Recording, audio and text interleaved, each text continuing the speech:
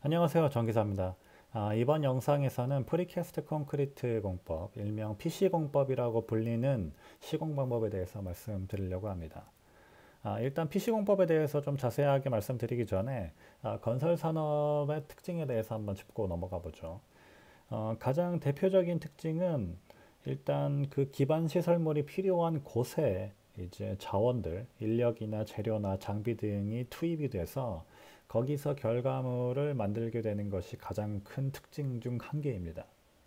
그렇기 때문에 현장에서 벌어지는 예측하기 힘든 일들이 그 현장을 관리하는데 이제 기반 시설물을 만드는데 어려움으로 작용하게 됩니다.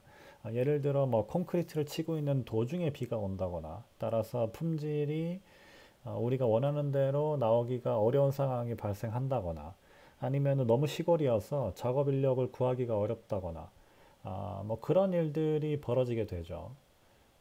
반면에 타 산업은, 타 제조업은 이제 공장 같은 데에서 제품을 만들어서 이제 그 제품이 필요한 소비자들에게 그 제품을 이제 배송하게 되는 그런 식의 어 이제 프로세스를 거치게 되죠. 그렇기 때문에 이제 그 공장에 이제 설비를 투자하기도 좋고 그리고 품질을 관리하기도 용이하고 또 대량 생산이 가능하게 됩니다. 이제 우리가 RC공법, 이제 현장에서 그냥 철근 콘크리트 공사를 하는 것을 RC공법이라고 하고요. Reinforced Concrete를 줄여서 RC공법이라고 하고요. 이 RC공법을 하게 됐을 때는 이제 앞에서 제가 말씀드렸던 이제 건설 산업이 겪게 되는 어려움들이 그대로 적용이 되게 됩니다. 뭐 제가 뭐 비가 온다거나 하는 예를 들었었잖아요. 그러니까 그런 일들이 벌어져서 그것에 대한 책으로서 나온 것이 프리캐스트 콘크리트 공법. 이제 프리캐스트라고 하면 이제 미리 공구리를 만들어서 사용한다 뭐 이런 느낌이라고 보시면 됩니다. 그래서 PC 공법은 이제 각 부재들 있잖아요. 뭐 보나 기둥이나 바닥 슬래브나 이런 것들을 공장에서 제작을 해서 그 다음에 배송을 하고 그 현장에 배송된 다음에 현장에서 그 부재들을 조립해서 시공을 하는 방법을 말합니다. 그렇기 때문에 이제 효과적인 측면은 어떤 것들이 있냐면 이제 대량 생산을 할 수 있습니다. 그렇기 때문에 공기 단축의 효과가 있고요. 그리고 품질이 이제 공장에서 각 부재를 만들기 때문에 이제 품질을 조금 더 관리하기 쉽습니다. 그리고 같은 부재를 계속 만들다 보니까 이제 그 공장에서 일을 하시는 분들도 이제 그 숙련도가 점점 올라가게 되죠. 그리고 현장에서 작업을 했을 경우에는 뭐 거푸집 등등에 대한 뭐 명확한 계산이 안 되기 때문에 이제 건설 폐기물 절감이 또 효과적인 측면이 있습니다. 하지만 몇 가지 유의할 점들이 있는데요. 제가 사진에서 이제 준비했듯이 이런 판을 양중으로 할 때는 잘못하면은 깨지게 되는 그런 일들이 벌어집니다. 깨지면은 떨어지고 그 아래에 있는 혹시 뭐 자원이 있다면 뭐 사람이 있다면 크게 다치거나 사망할 수 있는 정도까지 되는 거고요. 아니면 뭐 자재가 있으면 자재가 망가지게 되고요. 그리고 또 유의할 점이 이제 이런 판을 제가 사진에 보이는 판 같은 거 설치했을 때도 이제 동바리를 설치해서 이 구조물이 어느 정도 안정화가 될 때까지 이 지지물을 설치해 줘야 됩니다. 그래서 그것들에 대한 유의점이 있고요.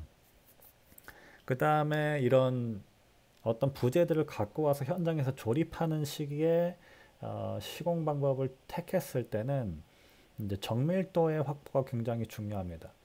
제가 철골 공사에 대해서는 말씀을 안 드렸는데 철골 공사도 그 부품들을 전부 다 공장에서 만들어서 이제 현장에다 반입한 다음에 조립하는 식인데요. 이제 한쪽에서부터 안 맞기 시작하면은 그 끝에서는 절대 맞지 않습니다. 그렇기 때문에 이 설치 오차 아니면은 생산할 때 오차들을 굉장히 세밀하게 관리해야 되고요. 그 다음에 접합부 부분에 대한 이제 상세한 뭐 도면이라든지 그 도면을 통한 시공이라든지가 이루어져야 됩니다.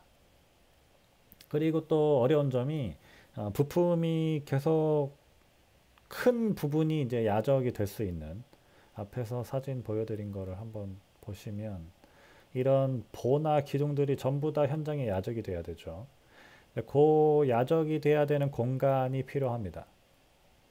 그리고 그 모든 부재를 이제 중장비를 사용해서 나르고 설치하다 보니까 중장비 운용에 대한 철저한 계획이 필요합니다. 뭐 타워가 몇 대가 필요한지에 대한 세밀한 계획이 없으면 오히려 그 가장 효과 중에 한 개인 공기 단축의 효과를 누리기가 어려워집니다. 그리고 이제 모든 부재들을, 그 무거운 부재들을 공장에서 현장으로 날라야 되기 때문에 운반비에 대한 측면이 이제 증가하게 되고요. 그런 부분에 대한 비용도 관리 및 검토가 필요합니다. 그리고 이게 아까 말씀드렸듯이 정밀도가 굉장히 중요하기 때문에 부재 설치를 할 때 숙련공이 필요합니다. 그분들이 어떤 상황들이 발생할 수 있는지에 대한 판단을 현장을 통해, 현장 경험을 통해 파악할 수 있기 때문에 그분들이 필요한 상황이 발생하게 됩니다. 접합하는 방식은 두 가지가 있는데요. 크게 두 가지가 있는데 제가 이 영상을 하나 찾았어요. 제가 실제로 PC를 해보긴 했는데 제가 PC의 전문가는 아니기 때문에 대충 어떤 느낌인지를 이 영상을 보면서 말씀을 드릴게요. 일단은 PC 부재 제작하는 거는 이제 이런 식으로 도면은 똑같습니다. 도면은 그냥 일반 철근 콘크리트 공사의 도면이랑 거의 일치합니다. 그냥 어떤 콘크리트를 사용할 거고, 그 다음에 철근이 어떤 강도, 어떤 간격으로 사용될 건지에 대한 도면이 있고요. 그것을 공장에서 거푸집을 만들게 됩니다. 그 부재 모양대로 거푸집을 만들고 그 거푸집 안에다가 철근을 배근하고, 그다음에 혹시나 우리나라 공사의 특징은 철근 콘크리트 안에다가 이제 전기나 설비 배선을 이제 하기 때문에 다른 나라는 그렇게 안 하거든요. 일단 그렇게 안 하는 나라들이 있습니다. 그렇기 때문에 지금 보이시는 영상의 사진은 이런 빨간색, 파란색 것들은 이제 나중에 전기선이나 설비선들이 지나가기 때문에 이런 거를 한 거고요. 이런 식으로 거푸집에다가 철근을 넣고 여기다 공구리를 칩니다. 그 다음에 거푸집을 뜯어내서 그 다음에 이제 부재를 완성하게 되고, 그 다음에 혹시나 마감면이 부족하게 되면 마감면 처리를 하게 되고, 그런 식으로 이제 PC 부재를 하나하나 만들게 되고요. 영상을 그냥 틀어보죠. 굉장히 영상을 잘 만들었더라고요. 그래서 이런 식으로 공구리를 다 친 다음에 그다음에 거푸집을 뜯어내고, 혹시 뜯을 때 뭐 깨진다거나 하는 부분은 이제 뭐 마감 처리를 해주고, 그런 식으로 이제 부재 하나하나를 만들게 됩니다. 그 다음에 현장에서는 이제 부재를 놓을 곳에다가 먹을 때리게 되고, 그 다음에 이제 이 기둥 같은 경우에는 기둥이 서 있어야 되잖아요. 그러니까 이제 앵커 볼트라고, 이제 기둥에는 아마 구멍이 다 뚫려 있겠죠. 이 개수만큼 구멍이 뚫려 있을 거고, 그 뚫려 있는 곳에다가 넣을 수 있는 이제 앵커 볼트를 이런 식으로 시공하게 됩니다. 이런 게 수직도들이 굉장히 잘 맞아야 되고요. 그런 관리를 하는 방법이 있지 않을까 싶습니다. 일단 제가 실제로 이런 식으로 기둥 자체를 시공해 본 적은 없어서 정확하게 어떤 식으로 검측을 하고 관리를 하는지에 대한 부분까지는 제가 조사가 안 됐습니다. 일단 동영상을 녹음하면서 영상을 틀다 보니까 조금 버퍼링이 있네요. 그다음에 이런 식으로 기둥을 넣게 되고요.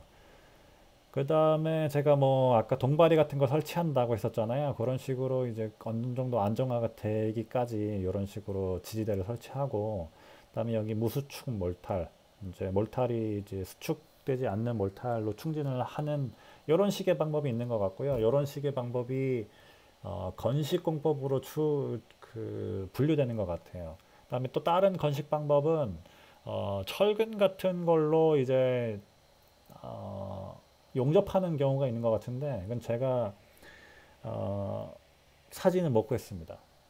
일단은 이런 식으로 부재를 하나하나, 기둥 같은 경우는 이런 식으로 설치를 하게 되고요.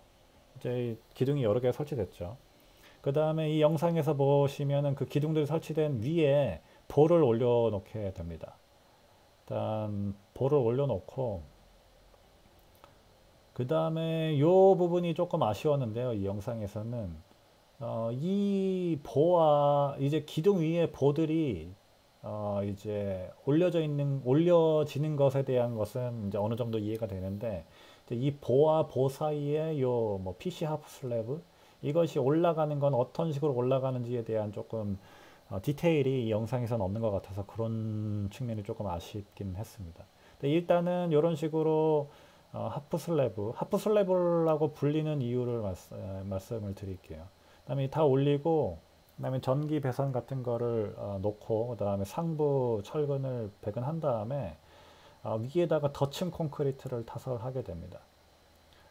이런 식으로 이제 아까 하프 슬라브라고 말씀드렸던 게 이제 하부의 하프 슬라브였던 거고요. 이제 덧층 콘크리트는 이제 상부 슬라브가 될 텐데, 이 PC공법의 어려운 점 중 한 개는 이제 조인트들이 많다는 측면이고요. 그 조인트들이 결국에는 누수의 원인이 되고, 누수가 이제 하자의 원인이 됩니다.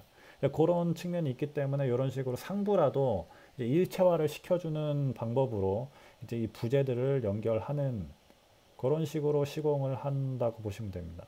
이 영상은 제가 링크를 공유해 드릴 테니까요. 제가 지금 이렇게 막 건너뛰고 버퍼링이 있고 한데, 한번 보시는 것도 이 PC 공법을 이해하는데 도움이 많이 될 거라고 생각이 됩니다. 영상을 굉장히 잘 만들어서요. 저도 보고 사실 깜짝 놀랐어요. 더 이상 볼 거 없는 것 같고. 그 다음에 단점은 제가 아까 말씀드렸던 그 누수에 따른 균열 및 붕괴가 있다, 이런 측면이 있고요. 그 접합부 처리가 키라고 알고 있습니다. 그 제가 찾았던 기사는 이 영상에는 제가 포함은 안 시켰는데, 예전에 PC공법이 한번 붐이 일어서 PC공법으로 아파트도 짓고 했다고 하는데, 그 아파트에서 누수가 굉장히 자주 발생해서 이제 주민들이 어려움을 겪고 있다, 이런 신문기사를 찾은 적이 있거든요. 그런 측면이 있고요. 그 다음에 제가 또 다른 단점으로서 이제 조사된 것은, 이제 시공업체가 PC로 모든 건물을 다 짓는 경험이 이제 그렇게 많지 않은 측면이 있다. 그래서 관리 능력이 부족한 측면이 있고, 그 다음에 하자가 발생했을 때, 이때 이제 그 자재를 생산한 사람과, 그리고 그 현장에서 자재를 조립한 사람과의 책임이 누구한테 있느냐에 대한 이제 법적 책임의 논란이 있을 수 있다고 합니다. 그리고 아무래도 시공자가 이제 하는 역할이 줄어들게 되죠. 이제 건설업의 제조업화로 이제 시공자의 산업적 역할 축소의 측면이 있다고 합니다. 제가 참고한 자료에서 이제 활성화 예상 공사 유형이 이제 공장 시설, 저층형 주택, 오피스 및 사무용 빌딩, 이런 식으로 적어 놓으셨는데, 어떤 식으로 조사를 했고 적어 놓으셨는지 모르겠습니다. 근데 제가 일반적으로 아는 것은, 이제 주차장은 누수 등에 대한 걱정이 상대적으로 적기 때문에 주차장을 PC로 많이 하는 거로 알고 있습니다. 일단 제가 참고한 자료도 이제 설명란에다가 공유를 해드릴 거고요. 이 두 가지 자료들이 굉장히 잘 정리가 돼 있어서 저도 영상을 만들 때 많이 참고를 했습니다. PC공법은 이 정도 설명드리면 어느 정도 개념을 잡는 데 충분할 거라고 생각이 들고요. 여기서 마치도록 하겠습니다. 전기사였습니다. 감사합니다.